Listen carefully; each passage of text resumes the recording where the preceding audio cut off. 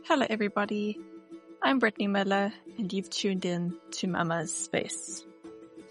I'm back this week with part 2 of our MoMo twin pregnancy story. As I shared in the last episode, things are very much unfolding in real time, but we are trying our best to remain positive and trust and have faith that everything is going to work out and that we will end up with our girls one day in the near future. Whether that is, I can't even actually say, but we are 3 or 4 weeks away from viability, and I think from there our monitoring will increase to see how they're going, and then when the time comes we'll have to then make the call as to, when we need to deliver. But so in the last episode I kind of ended where I was sharing a bit about the scan we had at 15 weeks, which was not positive and was quite hard to hear and really process afterwards. What I'd forgot to mention before is that, the 13-week scan, our biggest concern was, is it a boy or girl? And we were feeling quite anxious actually about the fact that it could be a boy, because we know girl things. So my husband knows what it is to be a girl dad, and I've always seen myself as having girls. And it's just quite hilarious to look back and think that that was our biggest concern. But it was actually, there were other things that we could have been worried about. But I think, so it's twin girls, and it's a rare high-risk pregnancy, but it's girls. And I think, and kind of weaving the thread with the story and how God's been influenced and he's been part of it the whole time, is that I think it would feel a lot daunting now, at least for me, if it was twin boys that we were going to be expecting. So double the risk, double the fear, double the newness of navigating newborn boys and girls. So I guess that's something in terms of the story. But so following on from the 13-week scan, the 15-week scan, my spotting continued right up until 17 weeks. And that was quite scary because there's always that risk. And then ironically, when the spotting stopped, I was then worried again all over, because it's like, okay, I got used to the spotting and things have been okay up until now, but what does it mean because it suddenly stopped? And I think it's just crazy where your mind goes, and you want the nausea to go away so that you can feel more human, and I wanted the spotting to go away so that I wouldn't have to deal with that. But then when that goes away, you're then suddenly stressed in a different sense that why has it gone away? So it's just the things of being human. But so after the 15-week scan, Ruth got a sense that we should just basically just ignore that scan and that experience that we'd had with that specialist, and that she felt like it was a bit of an attack against us, an attack against the pregnancy. And similarly, my aunt felt that, I mentioned it towards the end of the last episode, but that God will have the final say. And, we don't know. That specialist doesn't know. And ultimately, it's not in our hands. And so she actually encouraged us to name the girls so that people could pray more specifically for them. And so we spent some time looking at names. And so things are going to jump around a bit as I share further. But one of the threads that has actually come through is that the middle names we have chosen for our two girls are quite specific. And yeah, it was quite interesting because it's like two words that we have chosen, one for each of the girls. And a few weeks back, Ruth actually called us after she'd been at church, and they'd had a really powerful service, and a lot of worship songs came up that really made her think of us, and she could feel God's presence in those moments. And I'll link it back a bit later, but it's one of the same songs as a song that my dad had sent us shortly after the 15-week scan that we've kind of listened to daily. That's really kept us going and encouraged. And yeah, so there's a link right there between how God had linked. These people don't even talk to each other. They're opposite sides of the family, but that song came up as a connection and as a point for both of them for us. And then the names that we've chosen for the girls was basically, Ruth explained that the prayer and the words that were coming up for the people who were praying for us in that church session were the exact words that we have that we have chosen for our girls as their middle names. And yeah, it was just quite a powerful moment.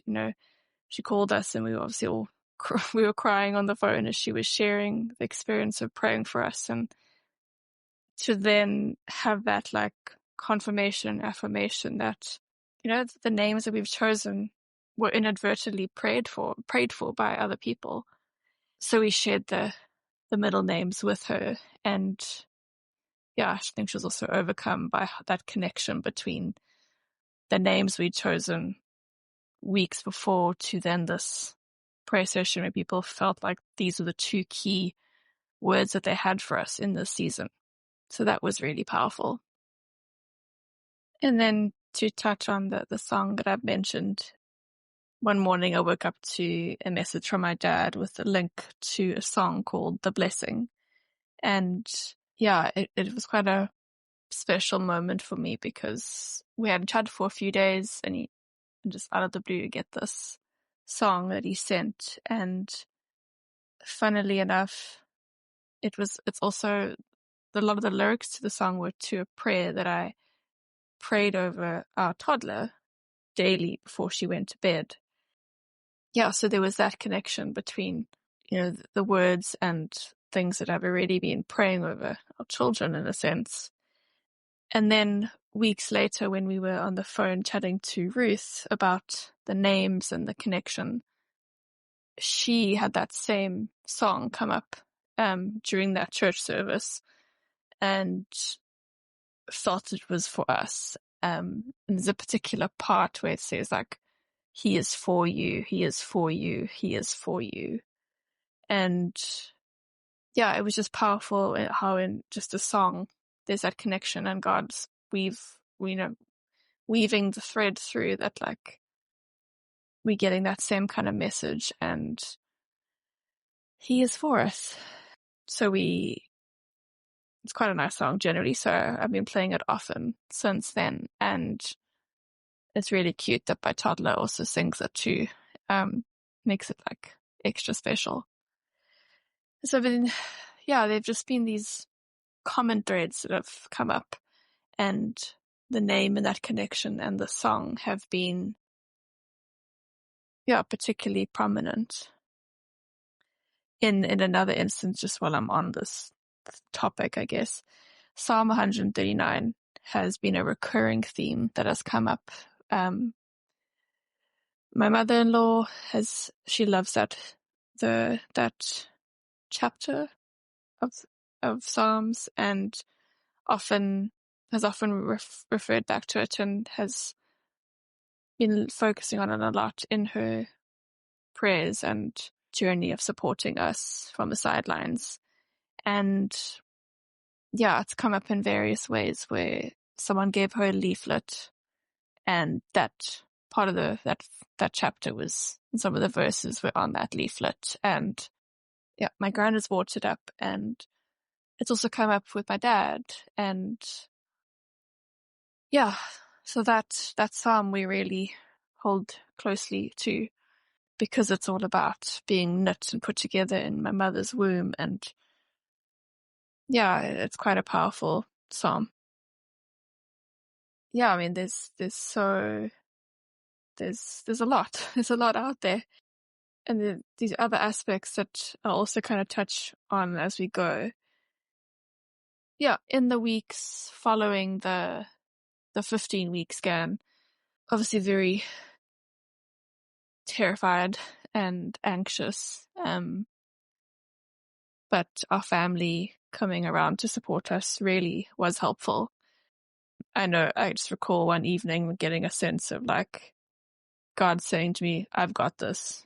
You got Haley, you deal with your Haley, which is our toddler, because I think she's smart and kids know things, and she's really been struggling over the past few weeks with tantrums and all that. And it also coincides with turning 2 and navigating all of that. But I think it's been hard for her because she hears things and she's smart and she knows, and it's just come out of a stint of me feeling absolutely terrible and not being able to give her what she needs from me on a daily basis. And it's just been a hard transition for her. Yeah, but it just felt quite powerful that she's like, I've got this. You just survive and deal with your toddler. And I've just tried to cling to that because that's all I can do, really, right?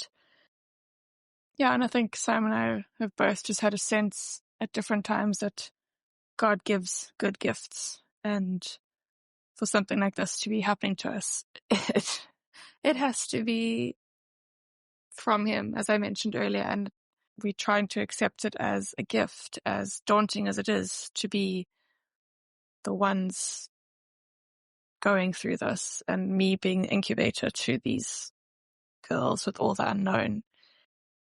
Yeah, so then Christmas came around, and we are very lucky to be filled with many Miller family members who are doctors and have experience in various aspects of the field. And so it's been helpful to kind of lean on them at times for input, even though they don't know much.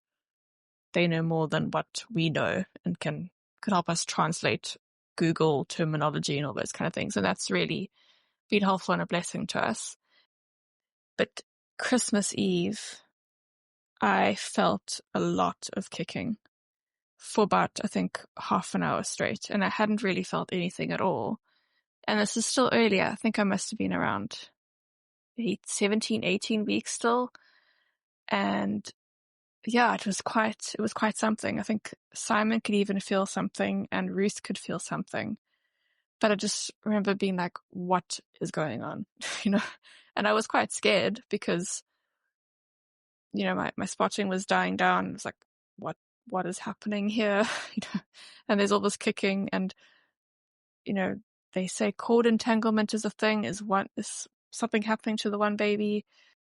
But I think looking back now, all I can really see that is, because they're still okay, is that it was just a gift from God, Christmas gift, to being like, here you go. It's very insane and a lot of movement, but they're there. They're very active. They're busy.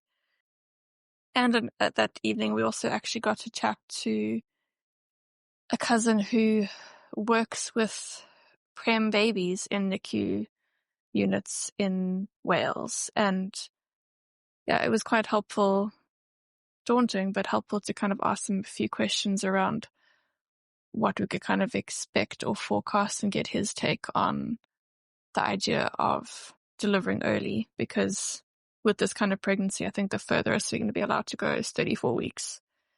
And depending on the specialist, it's like 30, 32 weeks. So yeah, there's a lot of unknown around our delivery date, but we can kind of assume that it'll involve some NICU time.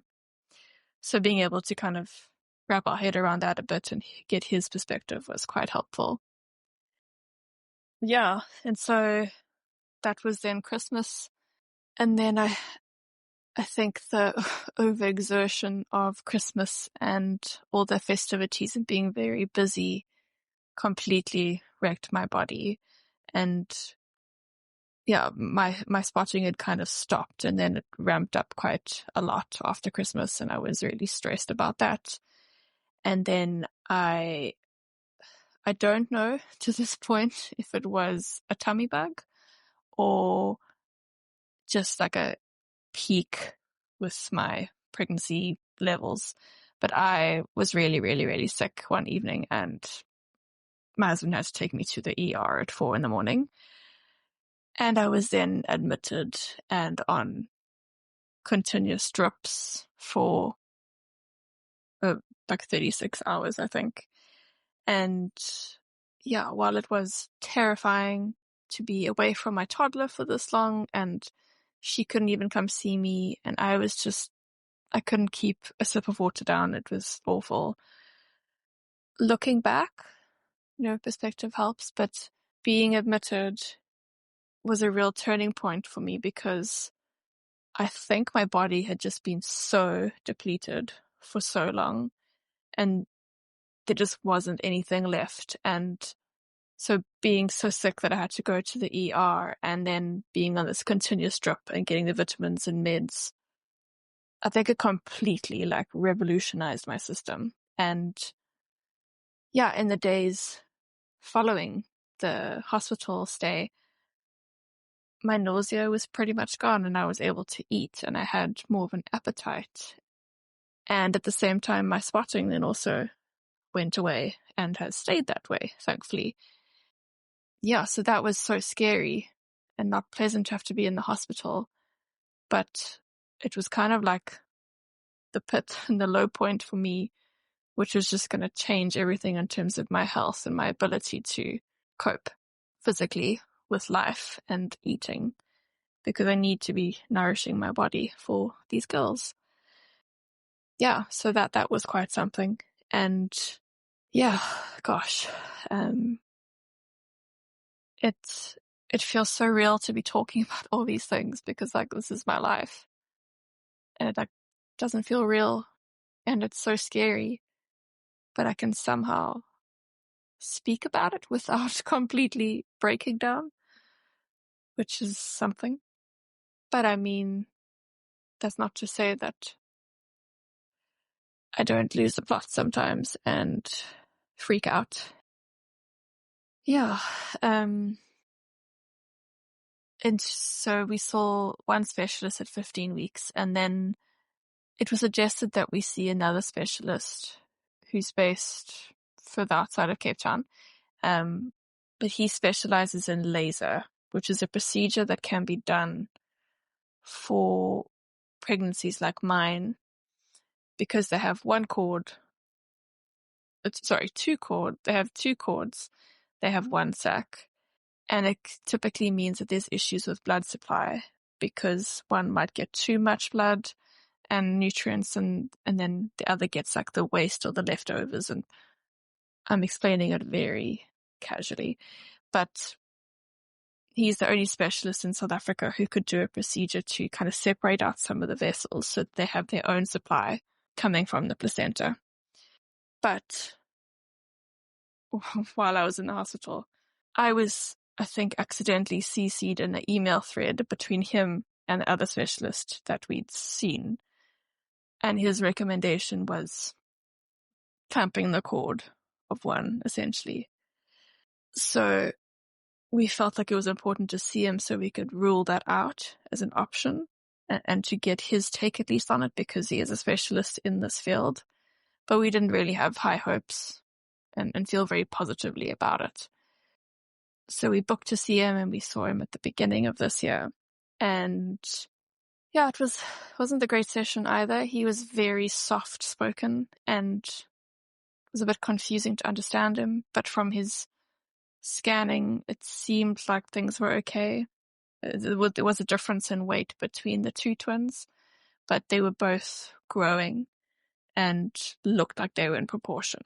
I think that's one of the concerns because the smaller twin is struggling more, that like she won't grow in balance because blood flow, nutrients and all that go to the main organs and the primary organs for survival and then not to limbs and stuff. But she looked like she was okay.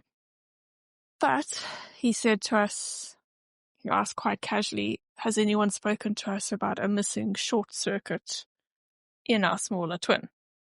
And we were baffled, like we didn't understand what he was referring to. And then we left that consultation and actually laughed because we just could not understand what he was saying half the time and were both quite confused.